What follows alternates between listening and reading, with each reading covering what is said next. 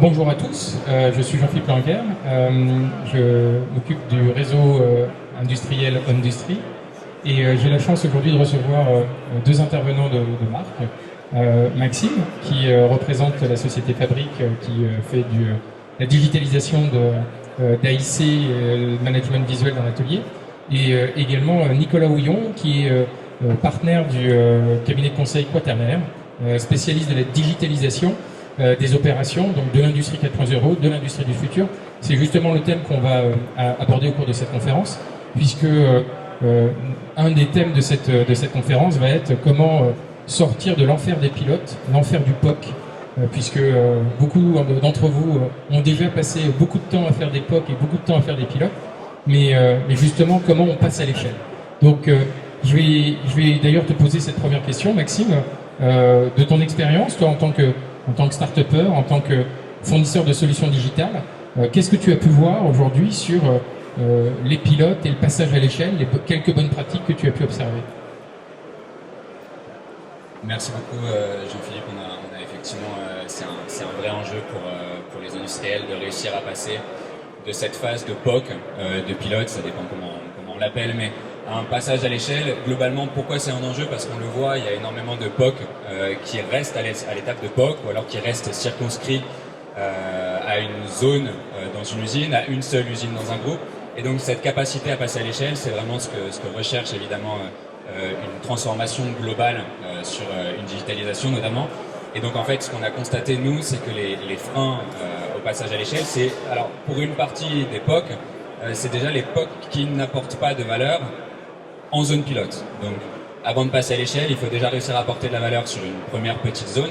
Et donc ça, c'est le premier, évidemment, c'est le premier critère, c'est de réussir sur une zone de POC à apporter de la valeur. La deuxième chose, pour réussir à passer à l'échelle, c'est justement vraiment cette complexité de réussir de faire d'un succès local une espèce de recette gagnante pour aller chercher justement un déploiement et donc d'aller chercher toute la valeur de la transformation digitale à l'ensemble sur un groupe concrètement. Et donc, nous, ce qu'on a constaté, c'est que voilà, il y a vraiment besoin d'avoir les compétences pour faire de ce premier succès quelque chose de réplicable.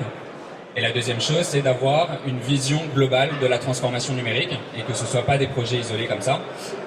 Et donc, vraiment la clé à nos yeux, et c'est ce qu'on a constaté c'est ce qui a fait aussi le succès de Fabrique sur les dernières années, c'est la capacité à aligner le terrain et la stratégie qui a apporté justement cette volonté d'innovation. Donc concrètement, le schéma directeur, il est là pour apporter la vision. C'est ça dont on a besoin quand on veut passer d'un succès local à un déploiement de groupe. Et ça doit passer par trois piliers. C'est véritablement d'être au plus près des besoins métiers. Donc c'est vraiment ça qui fait un premier succès. D'avoir une agilité, c'est de dire on est en mesure d'itérer, de ne pas être trop rigide petit à petit. Et globalement, quand on dit une démarche intégrée, ça rejoint la notion de vision. C'est qu'on ne peut pas porter un projet POC en silo. On a besoin d'avoir une vision intégrée de la transformation digitale, de dire quels sont les autres outils qui sont en train d'être déployés, comment est-ce qu'on va les intégrer entre eux, quelles équipes, quels process vont être impactés. Voilà. Donc globalement, de notre expérience sur la capacité derrière à déployer, il y a quelques petites choses. Quand on parle d'infrastructure, c'est de s'assurer que les sites où on veut répliquer le premier succès ont les conditions. Ça peut être simplement d'avoir les écrans, d'avoir la couverture internet, d'avoir globalement le matériel nécessaire pour répliquer les conditions. D'avoir une bonne vision, une bonne maîtrise de la data, c'est de dire on sait quelles données sont impactées, quelles données on va chercher à exploiter et voilà, comment on va gérer ces interactions. Et puis sur l'organisation, c'est de savoir, on est en train de mener un projet de transformation, ça a un impact sur un certain nombre d'équipes, il s'agit de vraiment les identifier. Et c'est comme ça qu'on va passer d'un succès local où il y a vraiment quelque chose qui a apporté de la valeur à un passage à l'échelle où on va être en mesure de répliquer ça. Je te rends le micro. Avec plaisir. Donc c'est hyper intéressant parce que donc là tu nous expliques que déjà on aligne le top management et le terrain, la roadmap et les exigences, les besoins du terrain. On se focus fortement sur justement comment créer de la valeur au niveau de l'opérateur pour créer de l'usage et ensuite remonter la donnée ainsi créée au niveau des C-level. Moi j'ai une question pour toi Nicolas. on parle de lean, on parle de bon du premier coup, et Maxime, pendant ce temps-là, nous parle d'itératif, avec de la vélocité, donc avec des erreurs, des choses qui ne se passent pas comme il devrait se passer. Comment tu t'arrives à réconcilier à la fois le bon du premier coup et la vélocité, le droit à l'erreur, dans le cadre d'une transformation digitale? Pour moi, c'est très clair, c'est que le bon du premier coup, ça s'adresse au processus et à la production. C'est-à-dire qu'effectivement, l'objectif du lean et de l'excellence opérationnelle, c'est d'aller chercher les gaspillages. Et donc, dans les gaspillages, il y a la non-qualité, il y a le fait de refaire, etc., etc. Donc, le bon du premier coup, c'est quelque chose qui va s'appliquer à nos process, à notre production, etc., etc. L'agilité, on parle plus de méthode, en fait. Et c'est de comment on va le faire. Et effectivement, dans la méthode, s'octroyer le droit de recommencer, d'avancer par petits pas, de revenir en arrière, etc. Tous les principes de l'agilité, oui, c'est quelque chose qu'on va prôner, notamment dans la mise en place des pilotes, où en fait, pour installer des pilotes avec ce type de démarche, on est vraiment convaincu qu'il ne faut pas y aller avec un gros pilotage, avec une grosse organisation. Il faut y aller avec le terrain, pas à pas, en mode agile. Merci beaucoup. Et du coup, Maxime, je te rends la parole, mais sur qu'est-ce qu'il faut privilégier, le digital ou le managérial? Alors c'est une bonne question. Nous, on a constaté que globalement, ce qu'on apporte nous, évidemment, c'est une solution digitale. Donc, on est là vraiment pour apporter de la transparence sur l'information, de l'efficacité dans la communication, de la résolution de problèmes globalement accélérée. Mais tout ça, ça peut pas se faire sans un fort support managérial. C'est de dire, ça rejoint un petit peu la notion qu'on avait tout à l'heure de vision, c'est de dire, quand on va déployer sur le terrain, l'outil est là pour permettre la transformation. Il faut nécessairement qu'il y ait un management qui soit embarqué dans le projet de transformation. Et donc, nous, globalement, chez Fabric, quand on lance les phases de pilote chez nos clients, ce qui fait le succès, c'est justement qu'on a des cas d'usage qui sont concrets, qui sont simples, qui sont maîtrisés par les managers. On n'est pas en train de sortir quelque chose qui ne parle à personne. Au contraire, on est sur des méthodes d'animation de la performance, de gestion de plan d'action, de tour de terrain, qui sont des cas d'usage très concrets. Et donc ces cas d'usage très concrets, portés par le management, on va rapidement pouvoir les déployer. L'intérêt aussi d'une phase de pilote comme ça, relativement agile, c'est de dire on va aller sur des cas concrets avec un coût qui est léger. Globalement, on prend le matériel, on a un accès Internet, l'abonnement à Fabric et on peut tout de suite mener le projet pilote. Et l'adoption rapide, c'est exactement ce qu'évoquait Jean-Philippe, c'est de dire on a besoin d'outils qui soient user-friendly, qui soient pensés pour les utilisateurs sur le terrain. C'est ça qui va vraiment amener un succès rapide, de la valeur à l'échelle du POC, et donc la capacité derrière à aller chercher au niveau d'un groupe. Et donc c'est effectivement une très bonne transition pour la collaboration qu'on a avec Quaternaire. Alors attends, je comprends pas, parce que tu me parles de collaboration avec Quaternaire, donc grand cabinet de conseil, mais le digital, Nicolas, ça va te piquer ton boulot normalement? Normalement, oui. Mais non. Non, pourquoi? Parce que la question que tu posais précédemment, c'est réussir une transformation. Est-ce que c'est technique ou est-ce que c'est techno ou est-ce que c'est managérial? Et c'est effectivement les deux. Et la valeur d'une société comme la nôtre, comme Quaternaire propose, c'est justement d'intégrer la solution digitale Fabric dans un projet de transformation globale. Et donc nous, effectivement, puisque la question c'est comment réussir le passage à l'échelle, et pour réussir ce passage à l'échelle, il faut que ce soit performant, il faut que ça produise du bénéfice, il faut que ce soit approprié par le terrain, il faut que ça drive la démarche d'amélioration continue et d'amélioration des performances. Donc nous, pour ça, effectivement, on va proposer un accompagnement en trois temps. Il y a finalement l'amont, c'est avant la mise en place de la solution. Il y a le pendant, que la solution est en train d'être mise en place sur le terrain. Et puis il y a l'après. L'amont, c'est effectivement la structuration du plan d'animation. Certains de nos clients sont déjà hyper matures, ont déjà un plan d'animation ultra structuré, des AIC en place, tout va bien. Mais dans certains cas, effectivement, avant de mettre en place la solution, ou en tout cas avant de passer à la mise à l'échelle, il va peut-être falloir restructurer les choses, peut-être les homogénéiser, puisqu'en fait on constate que d'un site à un autre, on n'a pas tout à fait les mêmes modes de fonctionnement, la même architecture et structuration d'AIC. Donc voilà, la première étape, c'est structuration du plan d'animation et du contenu des AIC. Ensuite, effectivement, la solution, elle est mise en place de manière très très rapide. Fabric va former quelques utilisateurs et nous, notre rôle, il va consister à accompagner, à apporter un appui opérationnel à la mise en œuvre. C'est-à-dire que ce qu'on va nous proposer, ce qu'on va nous demander, c'est de tenir la main des utilisateurs pour bien utiliser la solution, pour bien l'exploiter en fait, parce que c'est une solution ultra riche. Donc comment on va vraiment utiliser tous les bénéfices de cette solution. Et puis on va être là aussi pour débugger les situations, mettre de l'huile dans les rouages, etc.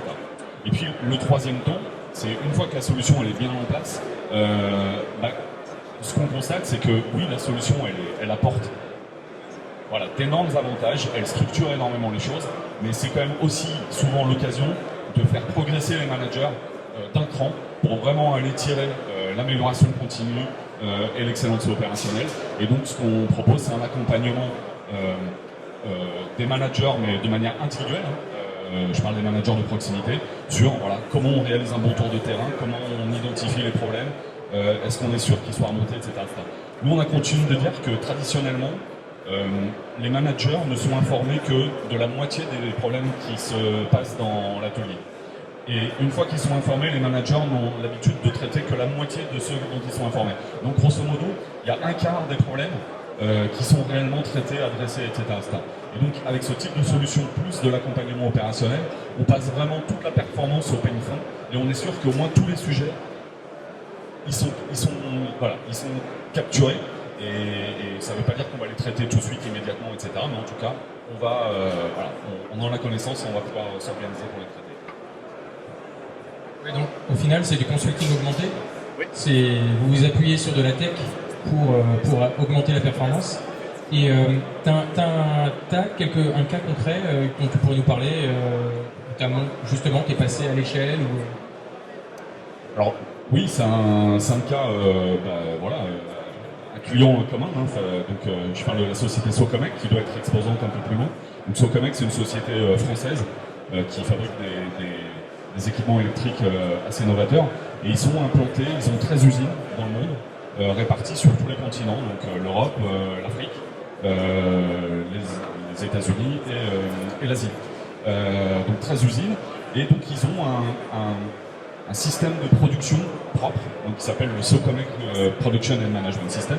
Et donc tout l'enjeu, c'était de comment outiller ce système de management et de production de manière digitale. Et donc c'est la solution Fabric qui a été choisie, et qui a été choisie pour accompagner finalement 4 grands usages qui sont le ticket management, donc la gestion des remontées de problèmes ou d'anomalies, le short interval management, donc les AIC, toute la partie résolution de problèmes, alors ils utilisent le 8D et le QRQC, et puis enfin tout le volet routine managériale, tournée terrain, Gemba Walk, etc., etc. Donc ce sont les 4 solutions qui ont été, les 4 usages qui ont été digitalisés avec Fabric. Et donc si tu peux venir à la page suivante. Nous on est intervenu pendant que la solution était en place, on est intervenu pour comme ce qu'on appelle appui opérationnel à la mise en œuvre. C'est-à-dire typiquement la gestion de tickets, ils avaient l'habitude de fonctionner d'une certaine manière. On a redéfini avec eux les modes opératoires de quoi s'agit-il, comment ça fonctionnait avant, comment ça fonctionne. On a construit tous les modes opératoires, tout le tour, on a fait les vidéos qui vont avec.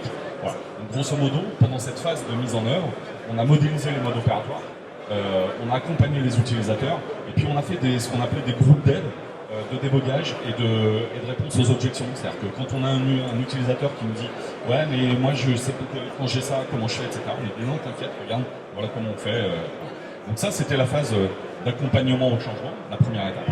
Et puis ce qu'on a commencé à enclencher maintenant, c'est l'accompagnement opérationnel, donc des team leaders, donc des managers de proximité, pour, encore une fois, l'objectif, c'est de tirer un maximum de profit de la solution. D'accord ? Donc, et nous, on s'appuie sur une méthode qu'on appelle la compétence accompagnée. C'est comme la conduite accompagnée. Il y a un référentiel, le code de la route, il y a des cours de code de la route, et ensuite il y a quelques heures avec un prof, et ensuite tu es accompagné par tes proches.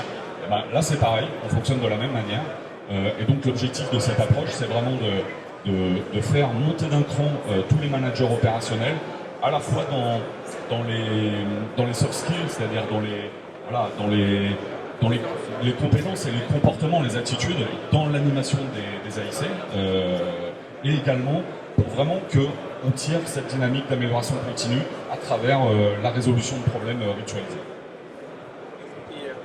Tu as une vision déjà de l'impact que tout ça a eu sur Solcomec? Alors pour l'instant, on est en phase de mise à l'échelle, hein, donc la solution a été validée, elle est en cours d'être déployée et on accompagne progressivement les sites. Mais ce qui ressort, c'est deux choses essentiellement. La première, c'est l'accélération dans le traitement des problèmes. Et comme cette démarche, c'est vraiment tiré par une logique d'amélioration de la qualité avant tout, donc c'est très orienté client. Cette démarche, elle permet vraiment d'accélérer la résolution de problèmes, le traitement des irritants, voilà. Donc la perf. Donc ça c'est le premier impact. On mesure mais très très nettement. C'est assez flagrant. Et le deuxième, c'est que ils avaient déjà coutume de réaliser des AIC, mais c'était parfois un peu long, c'était parfois un peu besogneux, c'était parfois un peu Là c'est rapide, et on estime, je crois, 15-20 minutes par AIC de gagner par manager, etc. Oui, donc le ROI il est vite atteint, quoi. Et tu disais au début que Solcomec avait pas mal de filiales à l'étranger. On sait quand on fait un passage à l'échelle et une internationalisation, faire un copier-coller, c'est souvent une recette pour l'échec. Il y a des aspects de localisation qui sont hyper importants. Comment vous avez géré ça? Nous, Pattern, on est une société française, hein, on est vraiment français. On a 4 localisations, Nantes, Paris, Lyon et Toulouse, donc c'est bien français. Mais on a créé il y a une quinzaine d'années de cela un réseau qui s'appelle SPIN, Sustainable Performance International Network, qui est composé d'une dizaine de sociétés de conseil avec qui on a travaillé très régulièrement. Et avec, donc voilà, on se connaît super bien, on a les mêmes pratiques, les mêmes manières de faire. Et donc sur ce type de projet, effectivement, on va utiliser ces partenaires qui sont présents, je ne sais plus si je l'ai dit, mais on en a au Brésil, au Mexique, aux US, on en a en Asie, on en a en Afrique subsaharienne, en Afrique du Nord et partout en Europe. Et donc sur des projets de ce type-là, c'est nous qui allons garder la main sur la direction de projet, etc., etc.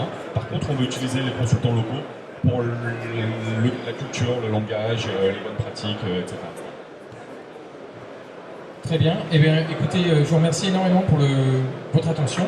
Merci Maxime pour la démonstration et surtout merci Nicolas pour ton partage de bonnes pratiques et à très vite.